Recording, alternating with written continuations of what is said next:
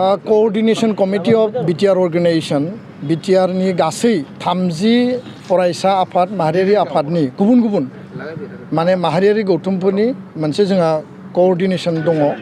आरो बियो दिनै मोनसे जोङो चिरां जिल्ला एबसुनि मावखुलियाव जों मेल जिरायो माखासे उसुबिदानि थाखाय जोङो गेजेराव मेल जिरायनो हायाखैमोन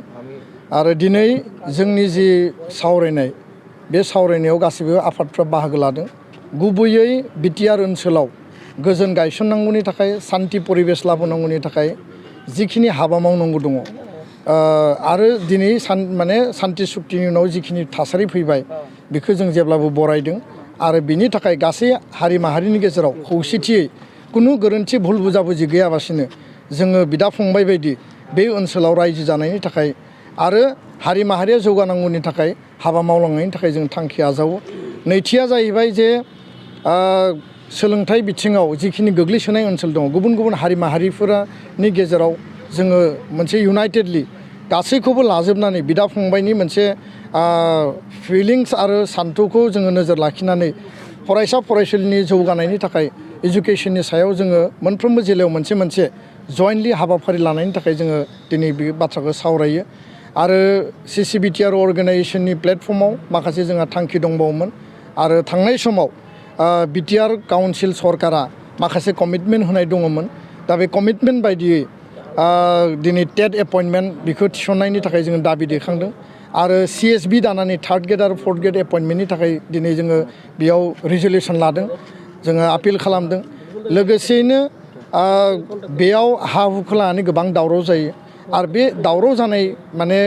बिथिंखौ लानानै जों गुवारै आरो गोथौयै सावरायदों आरो क्लियारलि जोङो बेयाव बे बाथ्राफोरखौ जोङो बयखौबो जों आपिल खालामदों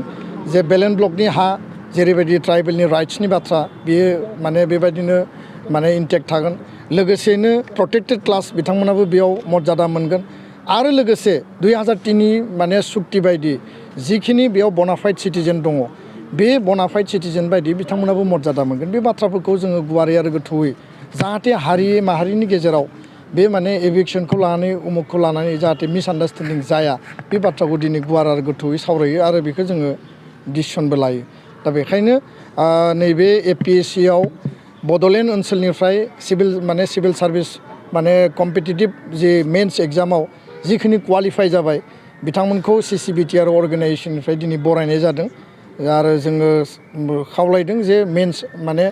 भाइभायाव बा अरेल इन्टारभिउ बिथांमोना जाहाथे क्वालिफाइ जायो सुपार 50 बड'फानि जि काउन्सिला लादों बेखौबो जोङो बरायदों आरो बिथांमोना जाहाथे फाइनेलि माने देरहानानै फैयो बा बिथांमोना माने फाइनाल रिजाल्टआव फैयो दा बेबायदि माखासे बिथिंफोरखौ लानानै जोङो दिनै गुवार आरो गोथौयै सावरायबाय मिजिंथिदों दिनैनि सावरायनायनि उनाव जिखिनि हाबाफारिफोर लादों जिहेतु बे अर्गानाइजेशना 3 बोसोर जाबाय आरो गोबां माखासे हाबाफारि लानानै जों खामानि मावबाय थादों थारैनो जोंनि गेजेराव जे मोनसे आन्डारस्टेन्डिं बे आरोबाव मजबुत जागोन बेखौ लानानै जोङो माने आसाबादि आरो जोङो बिसाखि गोजोन्थों